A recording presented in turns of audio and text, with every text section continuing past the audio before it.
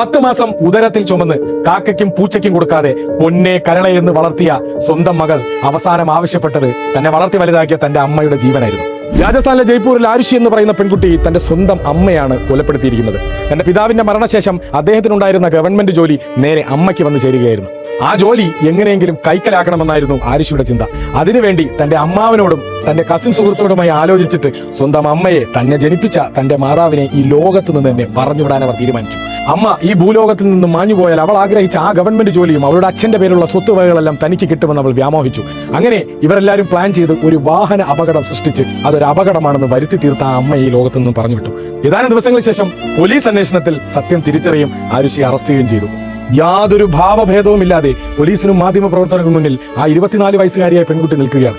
എന്തുകൊണ്ടാണ് നമ്മുടെ മക്കൾക്ക് ഇങ്ങനെ തോന്നുന്നത്? സ്വന്തം അച്ഛനെയും അമ്മയും പോലും വെട്ടിയും കുത്തിയും കൊല്ലാൻ യാതൊരുവിധ ദയവുമില്ലാത്ത, കണ്ണീച്ചോരയില്ലാത്ത മക്കളായിട്ട് എന്തുകൊണ്ട് നമ്മുടെ മക്കൾ വളരുന്നു? ആലോചിക്കുക.